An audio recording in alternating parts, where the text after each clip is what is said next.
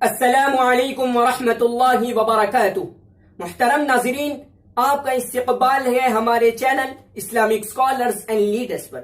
جی ہاں ناظرین، میں ہوں آپ کا میزبان محمد ثانی اور آپ دیکھ رہے ہیں ہمارا YouTube channel Islamic scholars and leaders کو۔ جیسا کہ آپ نے پچھلی ویڈیو میں سیدنا حضرت عمر فاروق رضی اللہ تعالیٰ عنہ کے عہد صدیقی کی زندگی کو سنا، جس میں انہوں نے قرآن کریم کی تدوین کا کام انجام دیا، تو آج میں ان کے آگے کی زندگی پر روشنی ڈالوں گا۔ اگر آپ ہمارے اس چینل پر نئے ہیں تو پلیز سبسکرائب کیجیے اور بیل آئیکن پر دبانا نہ بھولیے، تاکہ ہماری نئی ویڈیوز کی نوٹیفیکیشن سب سے پہلے آپ کے پاس آئے گی۔ اگر ویڈیو پسند آئے تو لائک کیجیے اور اپنے دوستوں میں شیئر کیجیے۔ تو چلیے شروع کرتے ہیں۔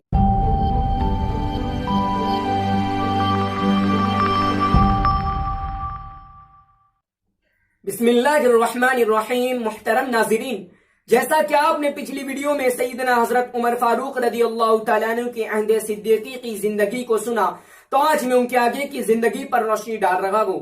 ناظرین، جب حضرت ابو بکر صدیق رضی اللہ تعالیٰ عنہ بیماری میں مبتلا ہوئے تو انہوں نے علاج کروایا، مگر کچھ افاقہ نہ ہوا بلکہ مرض بڑھتا ہی گیا۔ مگر بیماری کی شدت کے باوجود کیا مجال تھی کہ امور خلافت و امامت اور مسلمانوں کے اہم معاملات کی طرف بے توجہی برتی جائے۔ آپ رضی اللہ تعالیٰ عنہ کے سامنے ایک بہت بڑا مسئلہ تھا، آپ کی جانشینی کا۔ وقت کا اہم سوال تھا کہ اگر خود کسی خلیفے کی نامزدگی نہیں کرتے تو فتنہ فساد کا اندیشہ ہے۔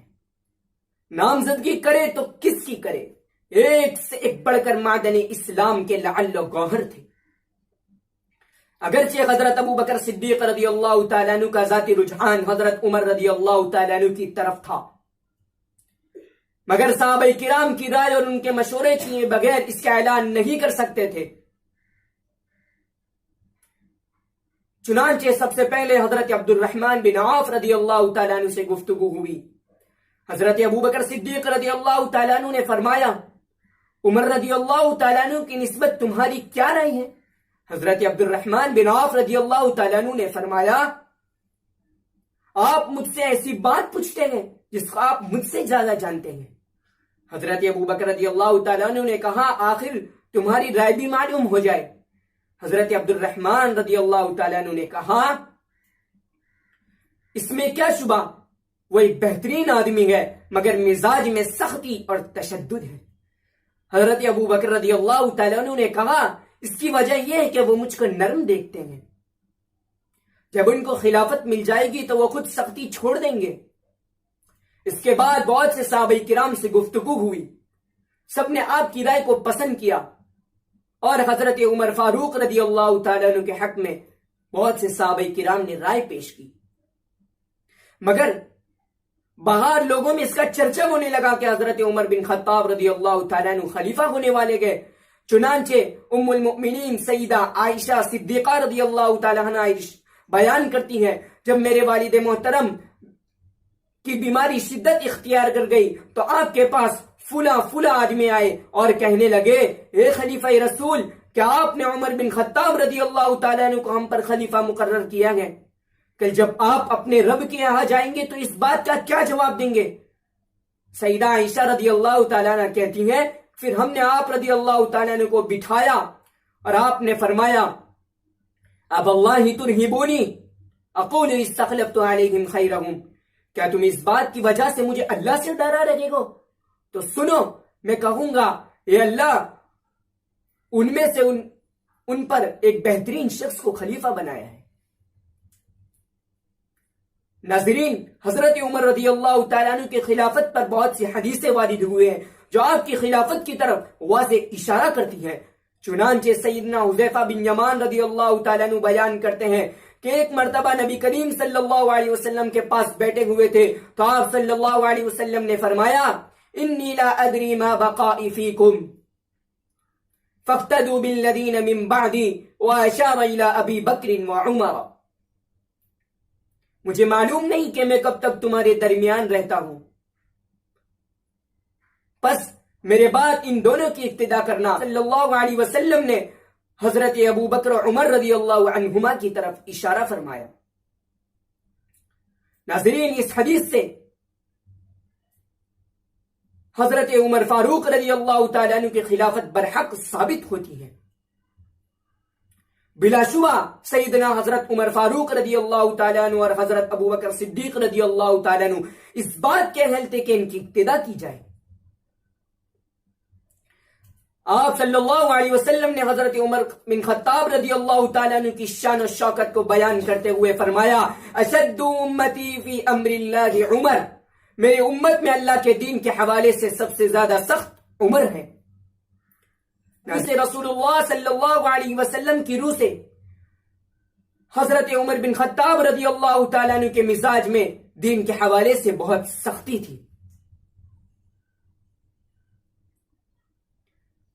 چنانچہ جب حضرت عمر فاروق رضی اللہ تعالیٰ عنہ کو حضرت ابو بکر صدیق رضی اللہ تعالیٰ عنہ نے خلیفہ مقرر کیا تو آپ رضی اللہ تعالیٰ عنہ کی سختی کی بنا پر کچھ لوگ حضرت ابو بکر صدیق رضی اللہ تعالیٰ عنہ کے پاس آ کر گلہ شکوا کیا، جس طرح کے اس حدیث میں گزر چکا۔ ناظرین، حضرت عمر بن خطاب رضی اللہ تعالیٰ عنہ کی دین کے معاملات میں سختی کا بہت اچھا اثر ہوا۔ آپ رضی اللہ تعالیٰ عنہ تمام فتنوں کے سامنے سیسا پلائی ہوئی دیوار ثابت ہوئے، اور ہر اٹھنے والا فتنہ اپنی موت آپ مر جاتا تھا، اور لوگوں نے بھی آپ کے دور خلافت میں پرسکون زندگی بسر کی۔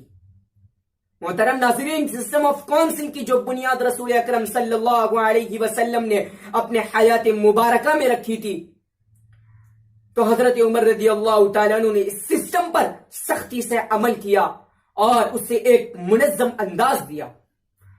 آپ رضی اللہ تعالیٰ عنہ کبار صحابہ کرام اور ان نوجوان صحابہ کرام کو جو علم و تقوی اور فہم و ذکا میں منفرد مقام رکھتے تھے، انہیں اپنی مجلس مشاورت کا رکن مقرر فرماتے۔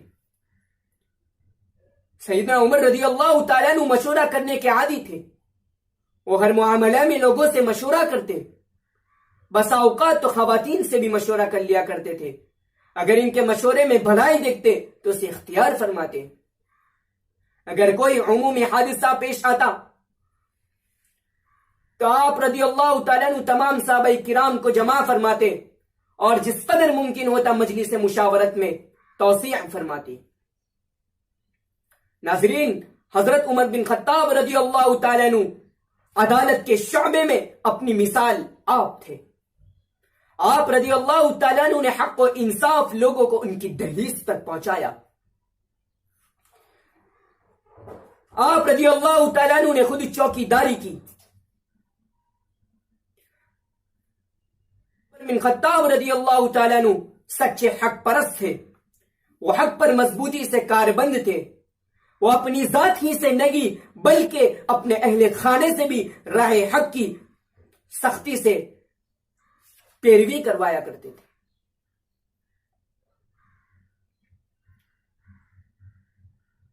سیدنا حضرت عمر بن خطاب رضی اللہ تعالیٰ عنہ کے خلافت کا دار و مدار قانون مساوات پر تھا، یعنی اسلام کی نظر میں حاکم ہو یا محکوم، مرد ہو یا عورت، عربی ہو یا عجمی، گورا ہو یا کالا، سب برابر ہے۔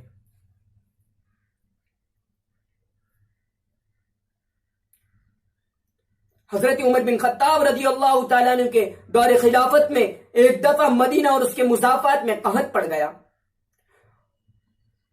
اور ہوا چلتی تو خاک اڑتی نظر آتی، چنانچہ اسے عام الرمادہ یعنی خاک اڑنے والا سال کہا جاتا ہے۔ سیدنا انس بن مالک رضی اللہ تعالیٰ عنہ بیان کرتے ہیں، عام الرمادہ کے موقع پر حضرت عمر بن خطاب رضی اللہ تعالیٰ عنہ نے اپنے اوپر اس وقت تک گھی کو حرام قرار دے رکھا تھا جب تک لوگ اپنی پہلی خوشحالی کی طرف لوٹ نہیں آتے۔ ناظرین، یہ وہ کردار تھا جو حضرت عمر بن خطاب رضی اللہ تعالیٰ عنہ نے عام الرمادہ کے موقع پر اختیار فرمایا۔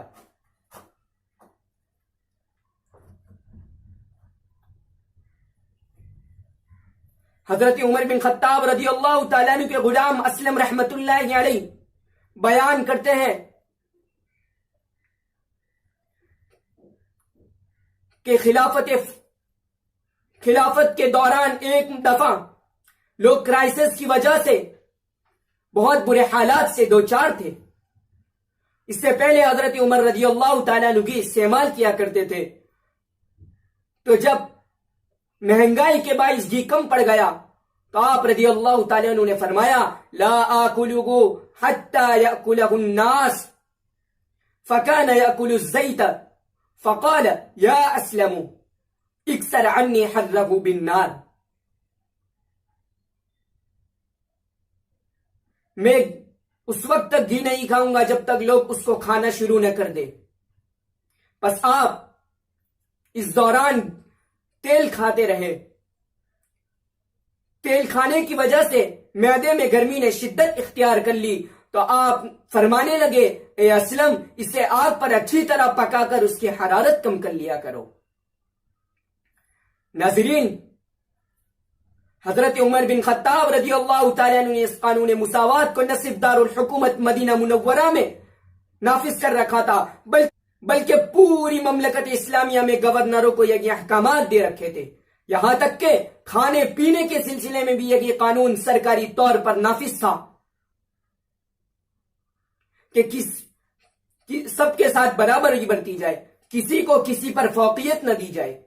ناظرین، حضرت عمر بن خطاب رضی اللہ تعالیٰ عنہ جیسے کہ خلافت کے منصب پر فائز ہوئے تو سب سے پہلے عراق کی مہم کی طرف توجہ دی۔ آپ کے دور خلافت میں بہت سے ممالک فتح ہوئے۔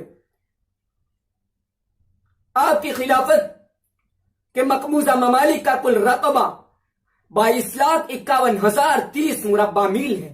اس میں عراق، شام، جزیرہ، ایران، خوزستان، خراسان، مکران، کرمان، فلسطین، مصر، آذربائیجان، آرمینیا اور بلوچستان کا کچھ حصہ بھی شامل ہوتا ہے۔ ان فتوحات میں قابل ذکر فتح فلسطین کی فتح ہے۔ اس وقت فلسطین رومن امپائر کی حکومت میں مانا جاتا تھا۔ وہاں کے کچھ علاقے جنگ سے اور بغیر جنگ کے فتح ہوئے اور بیت المقدس بغیر جنگ کے فتح ہوا۔ وہاں کے پادریوں نے کہا تھا کہ اگر امیر المؤمنین حضرت عمر بن خطاب رضی اللہ تعالیٰ عنہ یہاں آ جائے تو ہم بغیر کسی جنگ کے اسے ان کے حوالے کر دیں گے۔ پس جب آپ رضی اللہ تعالیٰ عنہ بیت المقدس تشریف لائے تو اسے آزاد کیا۔ ناظرین، حضرت عمر بن خطاب رضی اللہ تعالیٰ عنہ نے کل 10 برس 6 ماہ اور 4 دن حکومت کی، مگر اس مدت میں اسلام دور دور تک پہنچا اور اسلامی اور خلافت اسلامیہ کا رقبہ وسیع سے وسیع تر ہوتا گیا۔ کہا جاتا ہے کہ اگر آپ رضی اللہ تعالیٰ عنہ 10 سال اور جیتے تو اسلام پوری دنیا میں پہنچتا اور اسلام کی صدا ہی صدا ہوتی۔ آپ رضی اللہ تعالیٰ عنہ کی شہادت 27 ذی الحجہ 23 ہجری کو ہوئی۔ واقعہ یوں ہے کہ مدینہ میں ایک فیروز نامی غلام، پارسی غلام رہتا تھا۔ ایک مرتبہ وہ آپ کے پاس آیا اور شکایت کی کہ میرے آقا مجھ سے 2 درہم وصول کرتے ہیں، یہ میرے لیے بہت زیادہ گئے۔ تو حضرت عمر رضی اللہ تعالیٰ عنہ نے فرمایا کیا کام کرتے ہو آپ؟ تو اس نے کہا میں کارپینٹر کا کام کرتا ہوں، ستھار کا کام کرتا ہوں۔ تو آپ رضی اللہ تعالیٰ عنہ نے فرمایا یہ رقم کوئی زیادہ نہیں ہے۔